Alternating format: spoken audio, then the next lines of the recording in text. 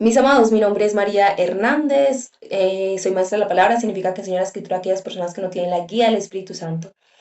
Hoy solamente voy a transmitir desde el celular y mi celular no tiene para división de pantalla, entonces no sé si puedo seguir transmitiendo el live como tal, pero ya empecé a grabar el video, entonces si algo después lo publico porque tengo que leer la Biblia y la Biblia la tengo también acá en el celular. Entonces no sé si cuando abra la aplicación para leer Daniel 11 que toca hoy, no sé si se me cierra el live, pero bueno, si se cierra, se cerraría y igual sigo grabando. Bueno, voy a entregar ese tiempo a Dios, Padre. Yo te doy gracias por tu amor, por tu bondad, por tu misericordia. Te pido en el nombre de Jesús que te glorifiques hoy con esta palabra, Dios, y que transforme nuestras vidas. Amén. Bueno, entonces voy a leer Daniel 11 si se cierra, después les publico el video. Daniel 11, yo por mi parte en el año primero, yo por mi parte en el año primero de Darío, el Medo, me puse a su lado para apoyarlo y fortalecerlo. Y ahora te anunciaré la verdad. He aquí se levantarán todavía tres reyes. Entonces esta es la persona que se le apareció a Daniel, que posiblemente es el Señor Jesús, ¿cierto? Yo por mi parte, en el año primero de Darío, el Medo, me puse a su lado para apoyarlo y fortalecerlo, y ahora te anunciaré la verdad. He aquí que se levantarán todavía tres reyes en Persia, y el cuarto se hará de grandes riquezas, más que todos ellos, y cuando se haya hecho fuerte por medio de sus riquezas, agitará a todos contra el reino de Grecia. Se levantará luego un rey poderoso Se levantará luego un rey poderoso que gobernará con gran dominio y hará su voluntad. Pero apenas establecido su reino, será quebrantado y repartido a los cuatro vientos de los cielos, pero no a sus descendientes, ni con el poder con que él gobernó, porque su reino será arrancado y pasará a otros fuera de aquellos. Y el rey del sur será fuerte, pero uno de sus príncipes se hará más fuerte que él. Ejercerá un dominio mayor que el suyo. Al cabo de algunos años pactarán una alianza y la hija del rey del sur vendrá al rey del norte para hacer la paz, pero no retendrá la fuerza de su brazo, ni su linaje subsistirá, ni podrá mantenerse en pie, sino que ella será entregada junto con los que la trajeron y el que la engendró y la sostuvo en aquellos tiempos. Pero un renuevo de sus raíces se levantará en su lugar, el cual vendrá con su ejército y entrará en la fortaleza del rey del norte, hará en ellos a su arbitrio y dominará. Y también a los dioses de ellos, sus imágenes fundidas y sus objetos preciosos de la plata y de oro, llevará cautivos a Egipto. Y por años él se mantendrá contra el rey del norte. Así pues entrará en su dominio el rey del sur y volverá a su tierra. Pero los hijos de aquel se airarán y reunirán una multitud de grandes ejércitos y vendrán a viva fuerza, invadirán y pasará adelante. Luego volverá y llevará la guerra hasta su fortaleza, por lo cual se enfurecerá el rey del sur y saldrá y peleará contra el rey del norte, y pondrá en campaña una gran multitud, y toda aquella multitud será entregada en su mano, y la multitud será llevada con la cual se elevará su corazón, elevará a muchos millares, pero no prevalecerá, porque el rey del norte volverá a poner en campaña una multitud mayor que la primera, y al cabo de algunos años vendrá a viva fuerza con gran ejército y con muchas riquezas. En aquellos tiempos muchos se levantarán contra el rey del sur y hombres violentos de tu pueblo se levantarán para cumplir la visión, pero fracasarán. Y vendrá el rey del norte y levantará baluartes y tomará la ciudad fortificada y las fuerzas del sur no podrán sostener ni sus tropas escogidas porque no habrá fuerzas para resistir. Y el que vendrá contra él hará su voluntad y no habrá quien se le pueda enfrentar y estará en la tierra gloriosa, la cual será consumida bajo su poder. Luego dirigirá su mira para apoderarse de todo su reino. Hará convenios con él y le dará a su hija por mujer para destruirlo, pero ello no tendrá éxito, ni ella permanecerá de su parte. Entonces volverá su rostro a las costas marítimas y se apoderará de muchos. Pero un príncipe hará cesar su afrenta y aún hará volver a su afrenta sobre él mismo, por lo cual dirigirá su mira hacia las fortalezas de su propia tierra, pero tropezará y caerá y no será más hallado. En su lugar se levantará otro que aplicará grandes tributos a la tierra más hermosa del reino, pero en pocos días será quebrantado sin actos de furia, ni en batalla.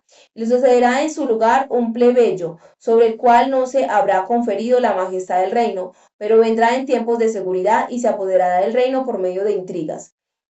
Las fuerzas enemigas serán barridas como torrente delante de él y serán del todo destruidas, porque después de aliarse con él, actuará engañosamente y subirá y saldrá vencedor con toda gente, con poca gente.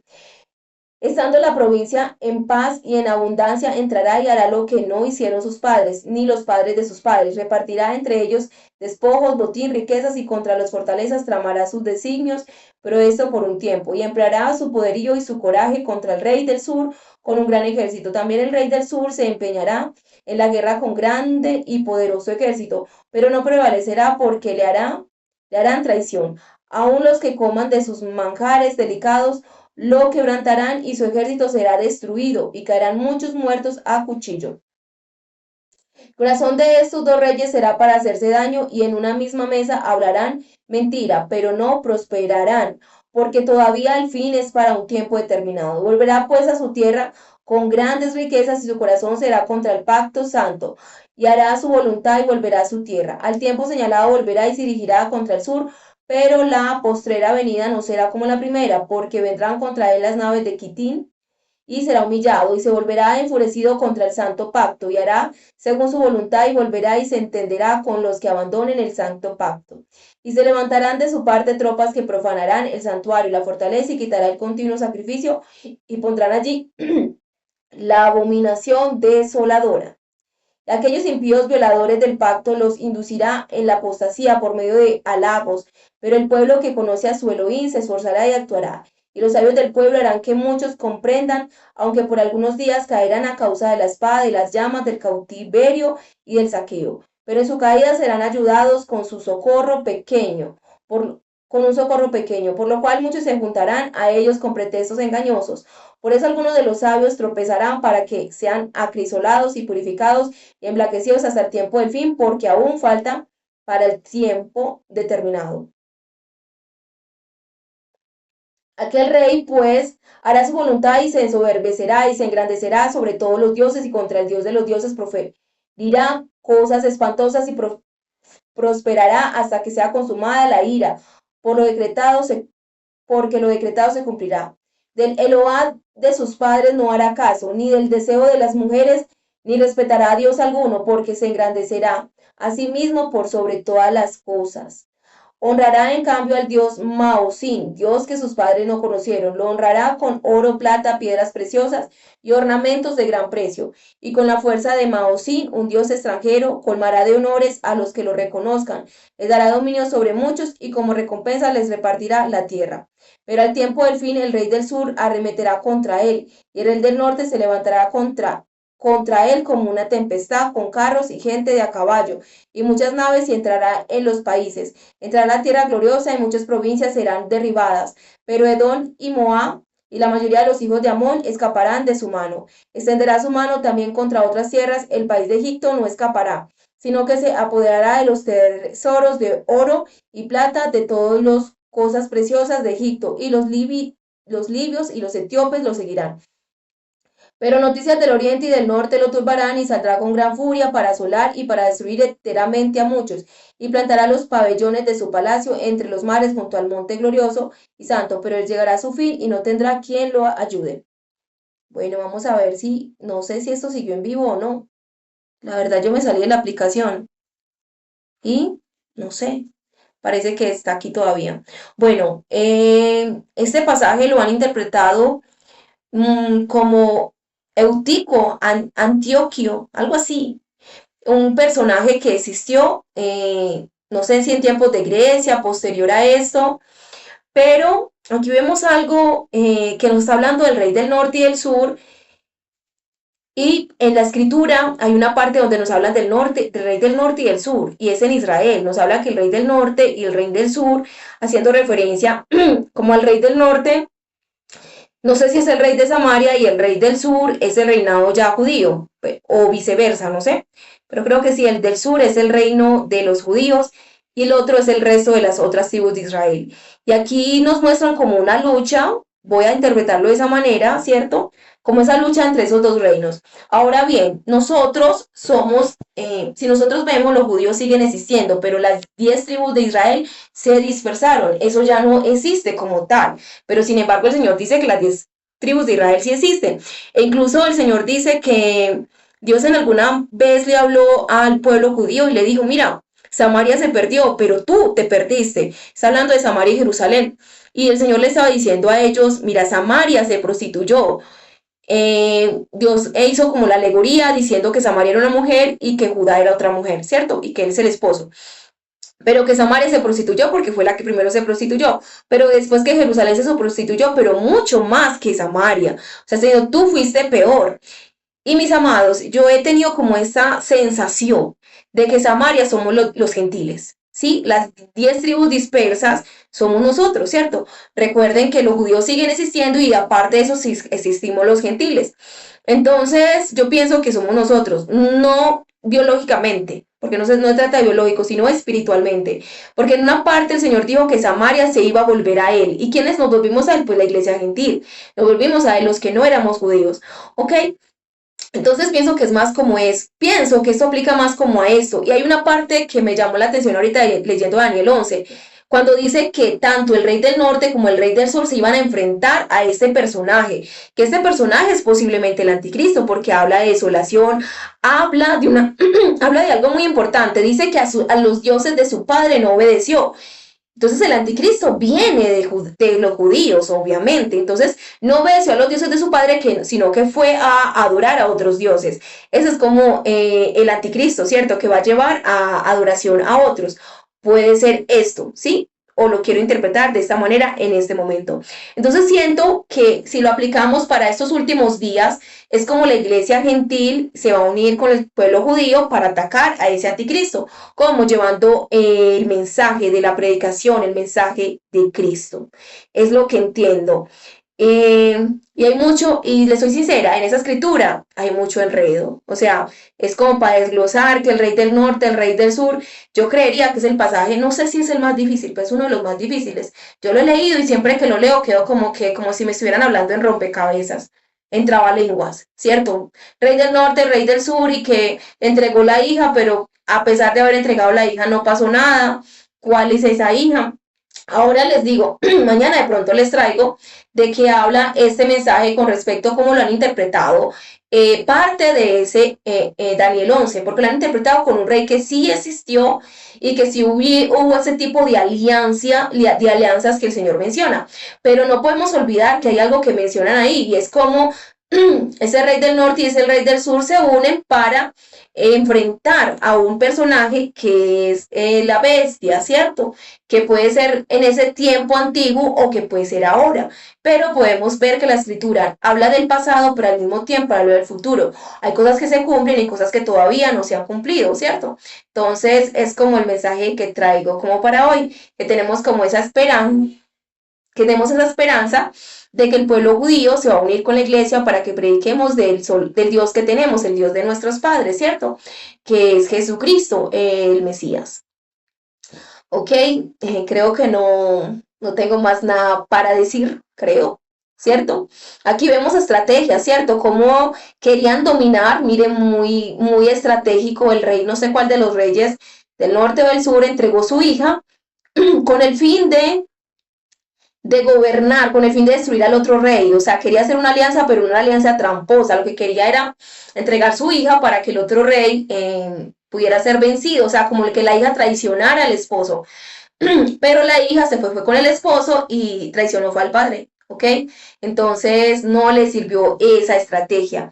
Así, mis amados, el Señor dice en muchas partes en su palabra que Él es el que hace las estrategias. Los malos planean y caen en su propio pozo.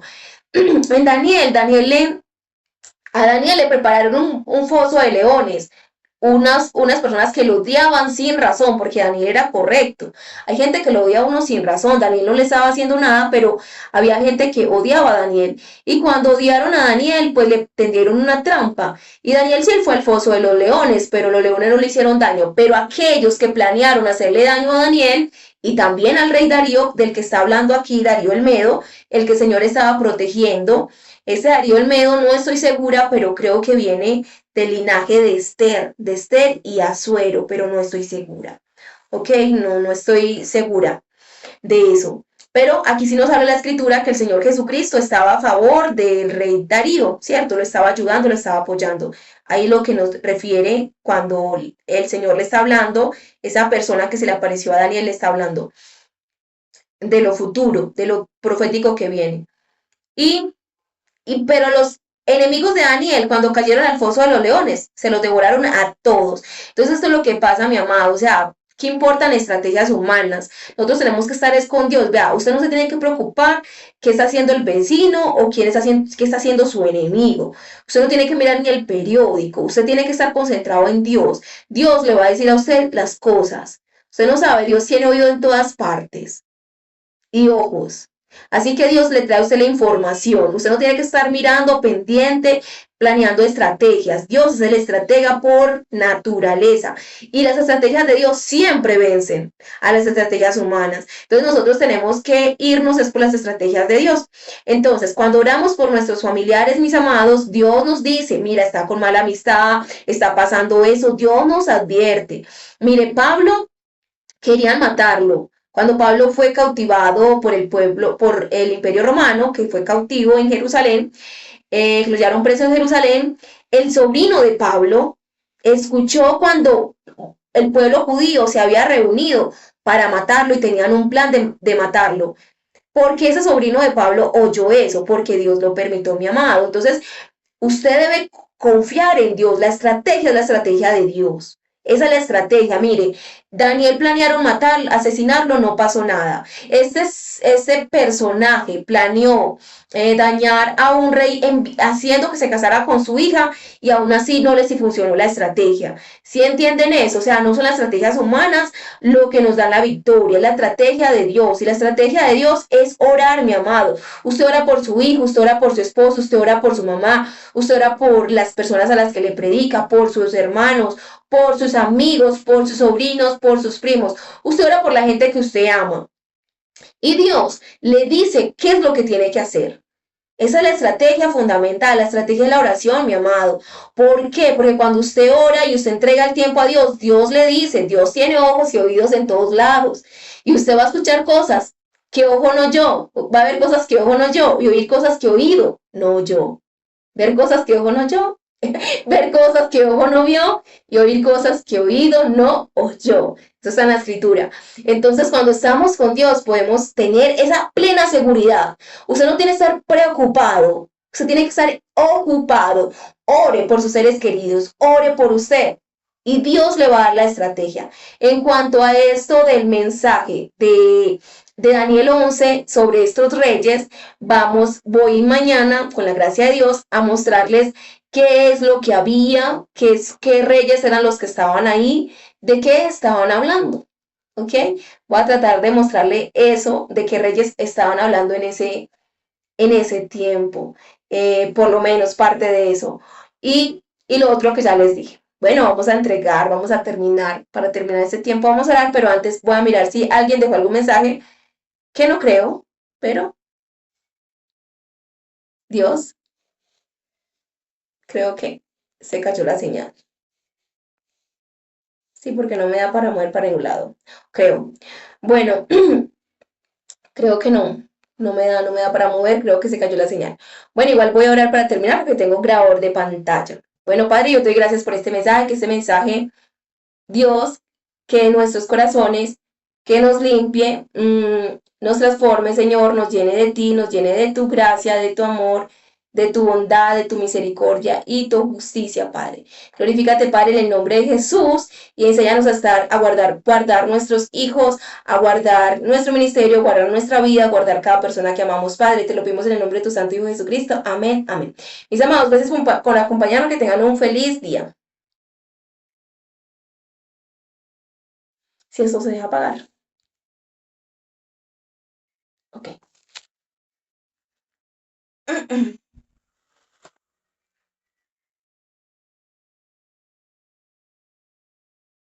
Ay, aquí.